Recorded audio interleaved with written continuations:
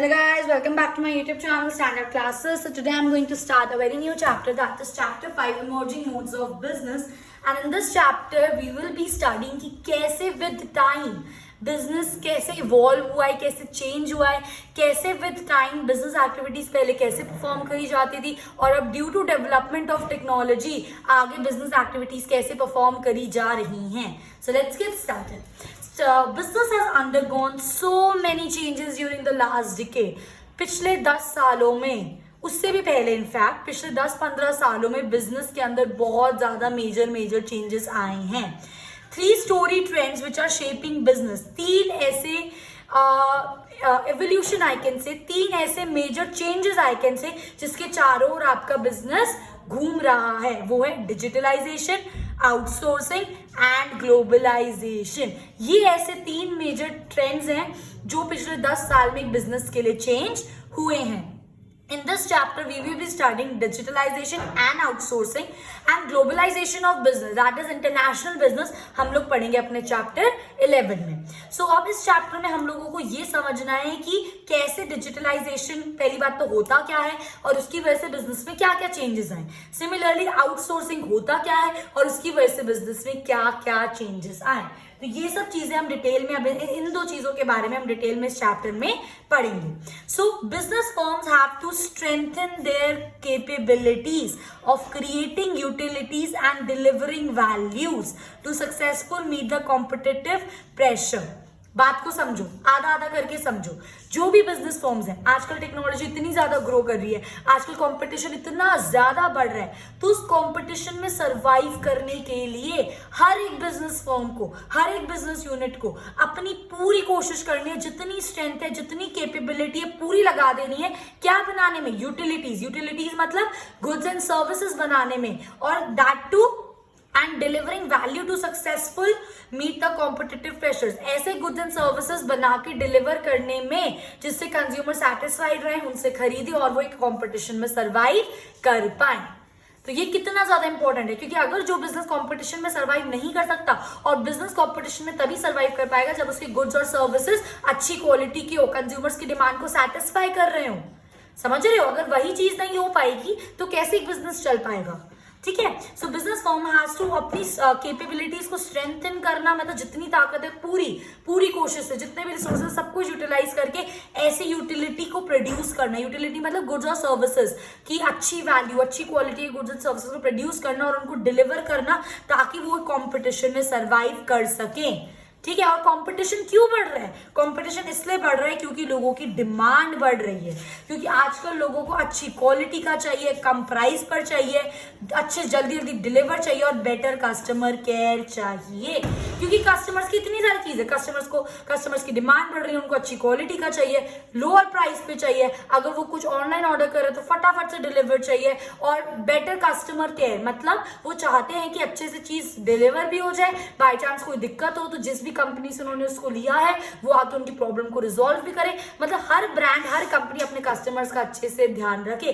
तो इतनी सारी चीजों को फुलफिल करना एक बिजनेस के लिए चैलेंज की बात है, और इसी वजह से कंपटीशन बढ़ रहा है. बिजनेस को इन सब चीजों पे ध्यान देना पड़ेगा अगर उनको कंपटीशन में सरवाइव करना है तो इन्हीं सब चीजों के बढ़ने की वजह से, good quality, lower price, better customer satisfaction, इन्हीं सब चीजों की वजह से, at the same time technology increase होने की वजह से, टेक्नोलॉजी बेटर होने की वजह से हमारे पास 2 चीजें आती हैं जो हमारे बिजनेस में सबसे बड़ा चेंज लाई. फर्स्ट इज योर डिजिटलाइजेशन, जिसको हम क्या बोलते हैं? E business. ये चीज आपने सुनी हुई, ई बिजनेस, इलेक्ट्रॉनिक बिजनेस. मतलब देखो, नाम को समझो पहले. इलेक्ट्रॉनिक बिजनेस है ना, मतलब वो बिजनेस जो आप इलेक्ट्रॉनिकली कर रहे हो. अब इलेक्ट्रॉनिक का मतलब ये नहीं है तार स्विच से कुछ बिजनेस, नो. मतलब बिजनेस जो घर बैठे बैठे हो रहा है, बिजनेस जो ओवर इंटरनेट हो रहा है ना, ऑनलाइन बिजनेस. समझ रहे हो? That is e business. अब समझो क्या होता है. It is defined as conduct of commerce and trade using the computer network. Trade और कॉमर्स क्या होता है? ट्रेड और कॉमर्स क्या होता है?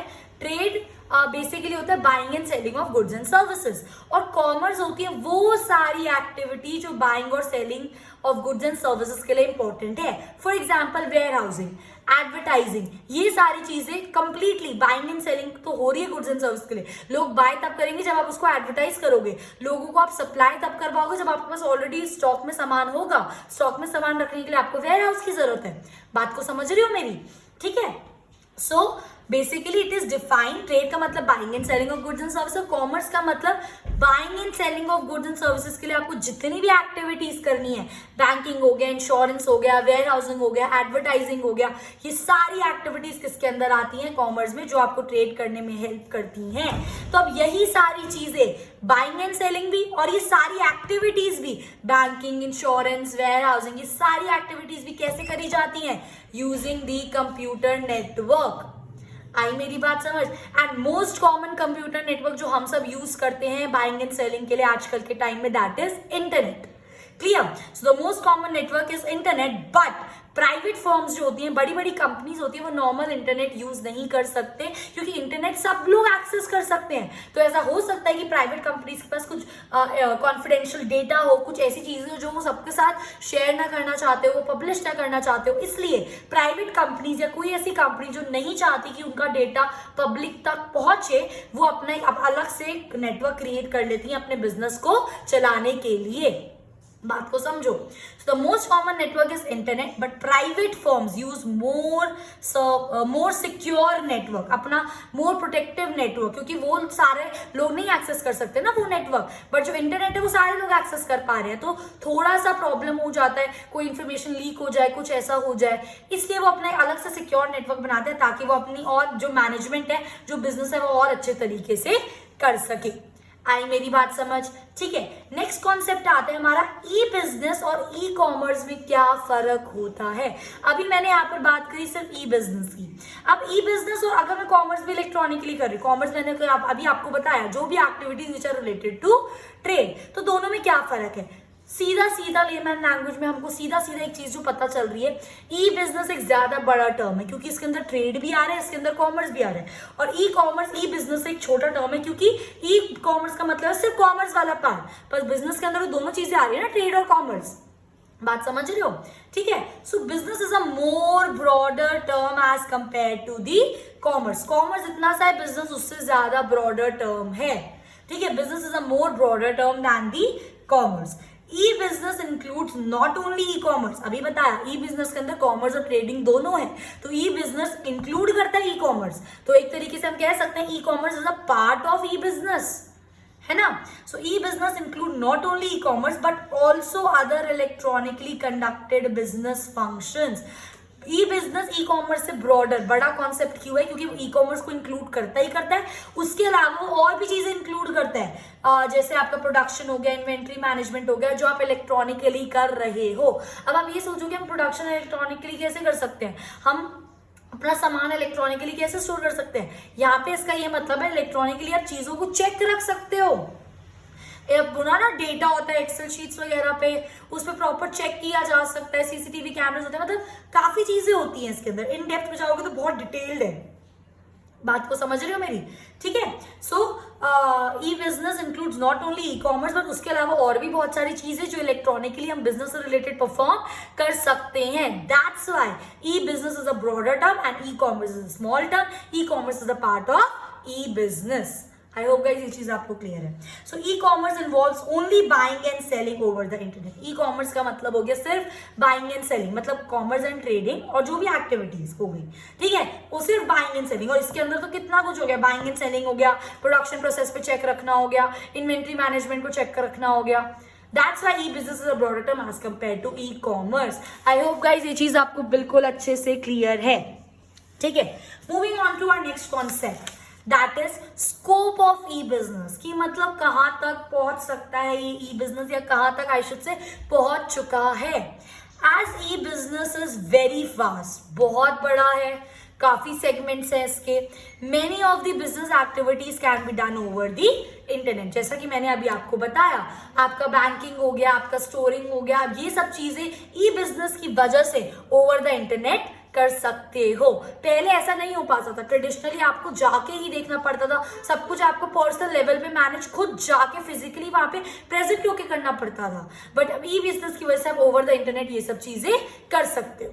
आई मेरी बात समझ? So it is further divided into 4 parts. जो आपका ई बिजनेस है वो 4 पार्ट्स में डिवाइडेड है, ठीक है। सबसे पहला है B2B कॉमर्स, सेकंड है B2C कॉमर्स, थर्ड है इंट्रा बी कॉमर्स और फोर्थ है C2C कॉमर्स, ठीक है।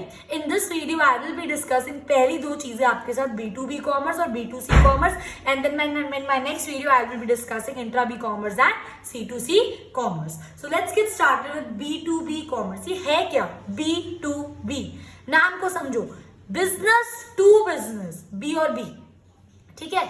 मतलब वो बिजनेस जो आपके 2 बिजनेस के बीच में हो रहा है, या फिर ऐसे बोलूं वो ट्रांजैक्शंस जो आपके 2 बिजनेस के बीच में हो रही हैं, that is your business to business commerce, ठीक है। Transaction is done between 2 business, तभी तो B2B है, business to business, hence it is named as B2B commerce. क्योंकि जो आपके ट्रांजैक्शंस हैं वो 2 बिजनेस के बीच में है, इसलिए हम उसको क्या बोलते हैं?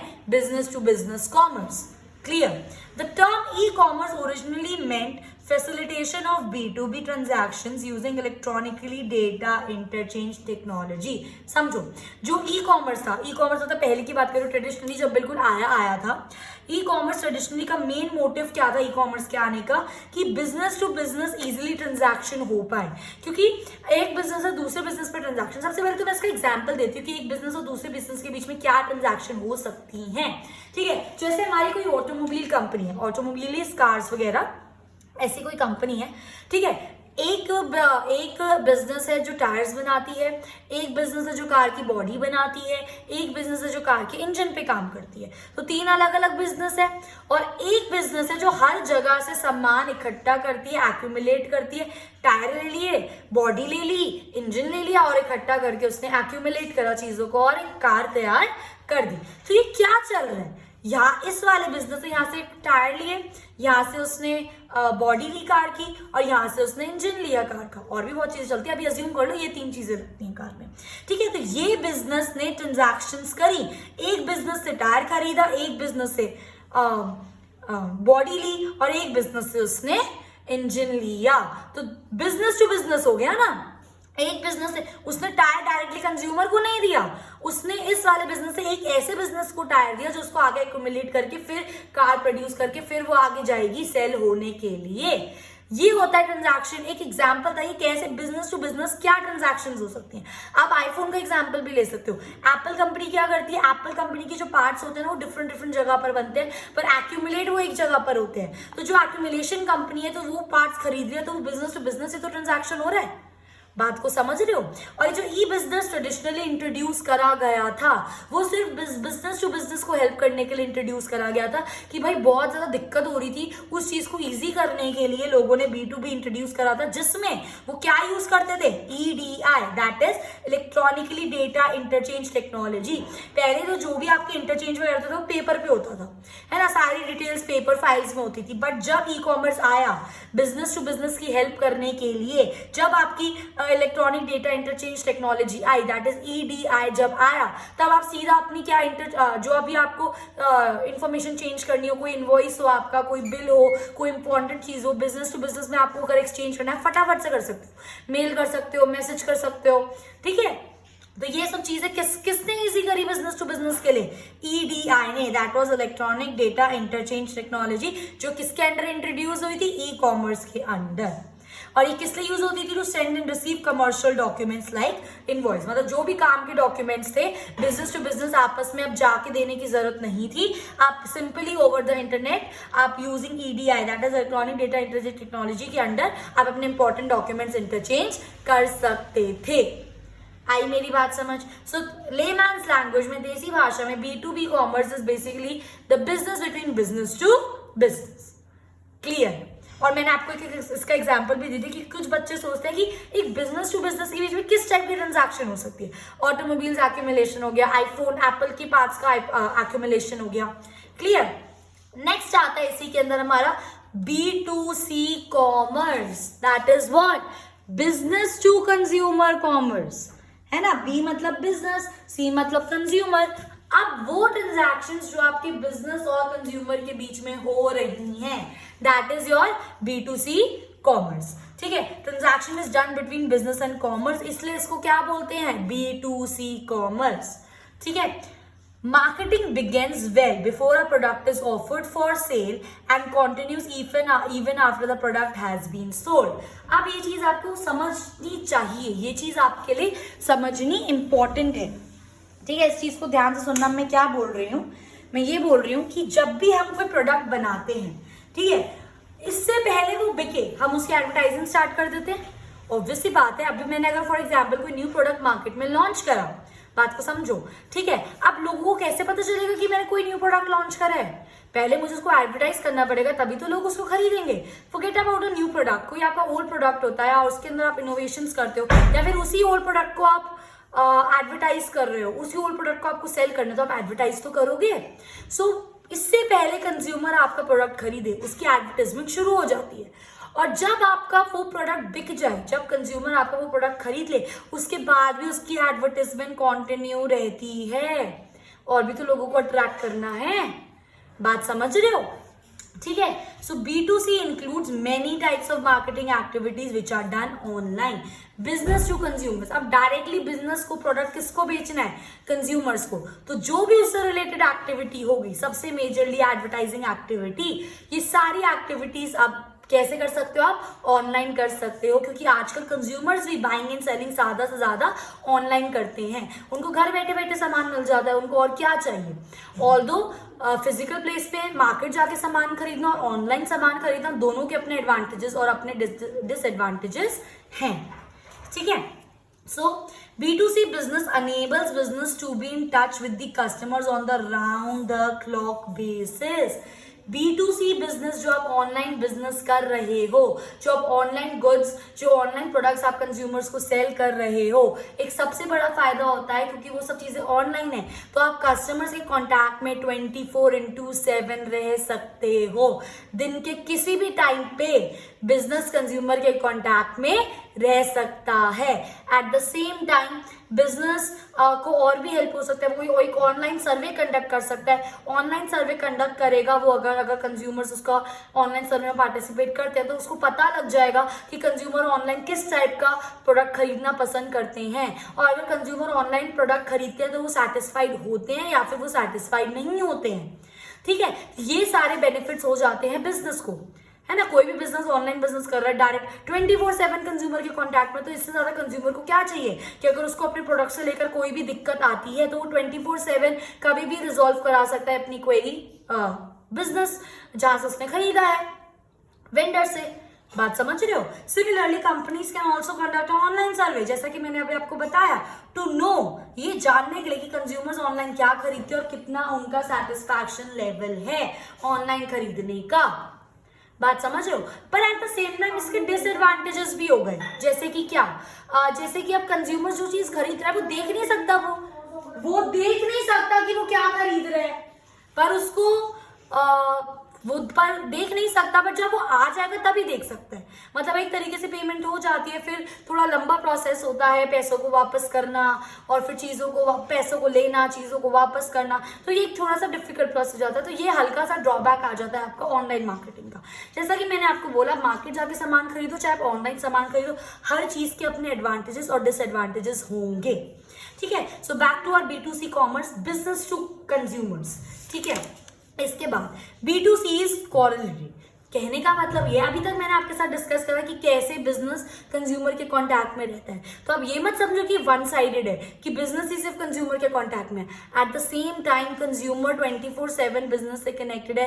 कंज्यूमर के पास फोन कॉल फैसिलिटी है, या अगर कोई इसको कंप्लेन है तो वो ईमेल डाल सकता है। तो at the same time consumer भी बिजनेस के साथ कॉन्टैक्ट में है।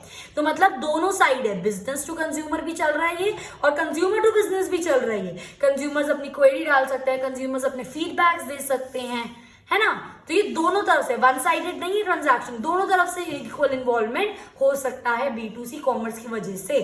ठीक है, सो एट C2B, अब ये क्या हो गया, कंज्यूमर टू बिजनेस, दोनों चीजें हो गई ना।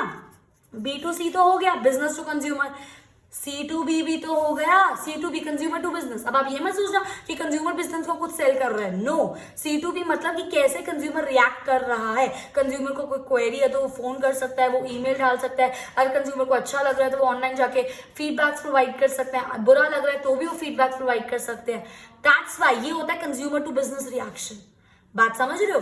तो वह C2B commerce is also a reality, ये बिल्कुल सच बात है, ऐसा होता है। आप लोग कॉल नहीं करते, आप लोग ईमेल सपोर्ट नहीं करते, आप लोग फीडबैक प्रोवाइड नहीं करते, तो ये क्या है? ये C2B ही तो है, ठीक है। Is also a reality which provides customers with the freedom of shopping at village. की वजह से कंज्यूमर फ्री होता है, उसके पास प्रॉपर फ्रीडम है, वो जो चाहे जैसे चाहे रिएक्ट कर सकता है। उसे कोई चीज बुरी लगे तो उसको बुरा बोल सकता है, कोई चीज अच्छी लगे तो उसको अच्छा बोल सकता है। कोई क्वेरी है तो कभी बिजनेस के पास जो भी आप देखो, सीधा बिजनेस के पास कॉल नहीं जाता, बिजनेस के पास अपने कॉल सेंटर्स होते हैं, है ना। फॉर एग्जाम्पल जैसे एयरटेल का हो गया एग्जाम्पल, एयरटेल का हम लोग नेटवर्क यूज करते हैं। अब आप सीधा एयरटेल के जो हेड है उनको कॉल कर देते हो, रिलायंस से आप सीधा अंबानी जी को फोन कर देते हो, भाई हमारे नेटवर्क में ये दिक्कत आ रही है, ऐसा नहीं होता है। आप क्या करते हो, उनका एक कॉल सेंटर होता है जहां पर उन्होंने ऑलरेडी लोगों को बिठा रखा होता है कस्टमर्स की प्रॉब्लम को सॉल्व करने के लिए, ठीक है। सो customers can also make use of call centres जो उन्होंने सेटअप करे हुए हैं बाय द कंपनीज। किस लिए? जिससे वो टोल फ्री कॉल कर सके, अपनी कंप्लेंट भी आप लॉन्च कर सकते हो, मतलब अपनी कंप्लेंट फाइल कर सकते हो at any point of time. Complaint file करने का मतलब नहीं पुलिस में जाकर कंप्लेंट फाइल कर रहे हो। कंप्लेंट फाइल का मतलब है फीडबैक्स में डाल सकते हो, मेल डाल सकते हो कि ये डिफेक्टेड प्रोडक्ट आया है, तो उसके बाद उनका अलग प्रोसेस होता है। अगर उनको लगता है हाँ डिफेक्टेड प्रोडक्ट चला गया, क्योंकि उनको कस्टमर की सेटिस्फैक्शन चाहिए, तो हो सकता है मैक्सिमम ऑफ द टाइम वो पैसे रिफंड कर देते हैं, प्रोडक्ट ले जाते हैं। तभी तो ये फैसिलिटी स्टार्ट हुई कि अगर आपको 30 दिन में प्रोडक्ट यूज नहीं अच्छा लगा तो आप उसको वापस कर सकते हो, आपके पैसे मिल जाएंगे, पैसे रिफंड हो सकते हैं, या फिर प्रोडक्ट चेंज कर सकते हैं। तो ऐसी बहुत सारी फैसिलिटीज होती हैं जो आजकल बिजनेस यूज करते हैं। तो बेसिकली बिजनेस और कस्टमर्स का बहुत अच्छा इंटरेक्शन हो जाता है इस ऑनलाइन प्लेटफॉर्म की वजह से। So this was all about for this video. In this video, I'll discuss it two main concepts, that is B2B business and another is B2C business. In my next video, I'll be discussing other two concepts and will be proceeding with the chapter. So if you like my video, please do like, share and subscribe, and thanks for watching.